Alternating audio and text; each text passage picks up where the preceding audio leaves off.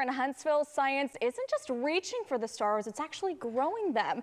At UAH's greenhouse, researchers are studying how astronauts might one day grow their own food on the moon or on Mars. From fresh vegetables to flavorful herbs, the work happening here could actually change the future of space travel and even what we eat here on Earth. So here is to tell all about it, our day-to-day alums, Dr. Jerome Baudry, of course, along with student and research scientist Dr. James Edling. Good morning to both of you. I'm so excited to have you here. This sounds really awesome. How are you guys doing? We're fine. Thank you so much for having us. Of course, we're glad you're here. So, Dr. Baudry, this research looks at growing food on the moon and on Mars. Can you explain why having fresh, nutritional crops like this is so important? Right. Well, indeed, it is very important. UAH is quite involved in space biology, and, you know, it's a UAH saying to go to the stars and contribute to space exploration. And we're very happy in the Department of Biological Sciences to be part of it. And it's very important for our future astronauts to have access to a lot of good quality plants that they can grow on site for a few reasons. There is this one that's actually important. That's a psychological reason. There's a lot of data that shows that astronauts who stay in space for a long time really psychologically benefit from having their hands in the dirt. And it connects them with Earth, with what they are used to do. You cannot just go on for months or years eating only pills. It's very important that we actually eat some actual fresh food thing.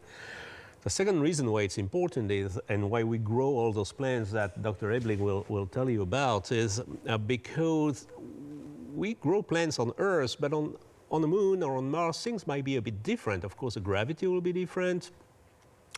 The conditions will be different. It will be a secluded environment. So it's very important that we work on all of these things first here on Earth before we send them to space. Of course, I think Huntsville, the perfect place for this, right? We are the rocket city after all, so you know this is where it's all happening.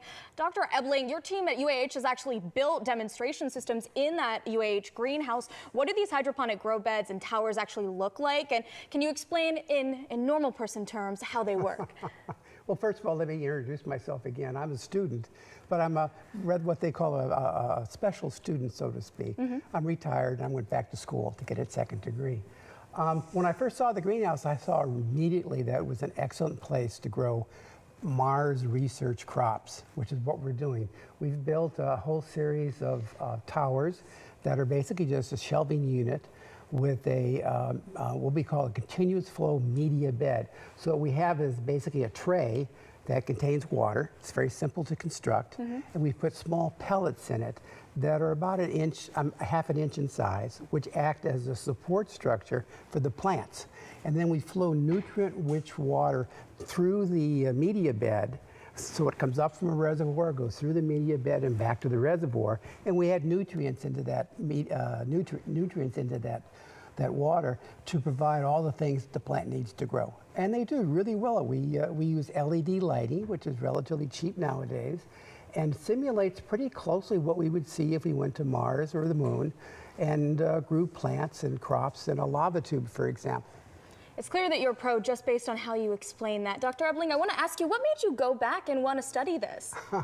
Well, I'm retired, and I needed a reason to put my pants on in the morning. So when I saw the greenhouse, as I said, I saw right away that it would be an excellent place to do this type of research. I've also done some of this similar research at the University of Arizona in Tucson. I've always been interested in growing crops. I've always been interested in NASA's programs to provide supplemental crops, all kinds of things. In fact, the Martian was kind of interesting because I know Watney would have killed for some chives to put on his potatoes. You even brought some food for us here. I did. Can you explain to us how these systems help simulate what astronauts and such might experience when they go into space? Well, we aren't necessarily promoting in space itself, because zero gravity is very difficult to grow things in. Things seem to float. But on Mars and the moon, there's a significant gravity that water flows downhill. And so the systems work real well in that situation. So I know you have some examples here. What are some of these crops that you guys are growing? Well, we grow all kinds of crops. We do grow some kind of crops. We are also interested in using plants for health. So we try to focus on plants that will have some chemicals that will help, for instance, fight inflammation, be beneficial for all kind of routine daily health benefits. But we do also grow crops that actually are happy to grow, kind of thing. Some of what you got here. Here we go. I'll give you some examples. The cucumber is really easy to grow and it's very prolific.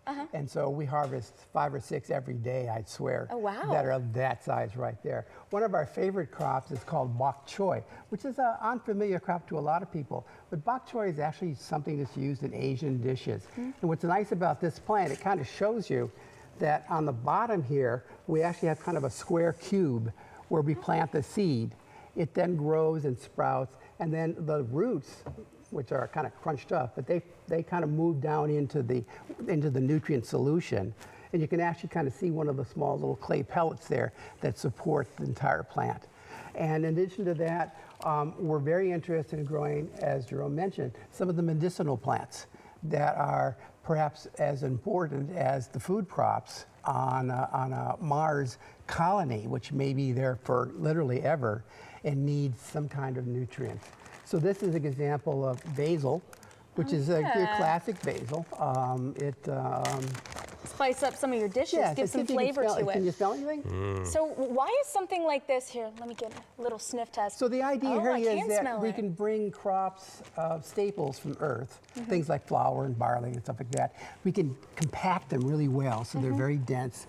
And then when we get to Mars, we can use these staples to provide the basis for our food production. And then all these plants that we grow are the extras, the things that make it a 5-star menu. And it's important indeed, because again, we want to avoid food fatigue for the astronauts. And the astronauts are the colonists on Mars and maybe on the moon.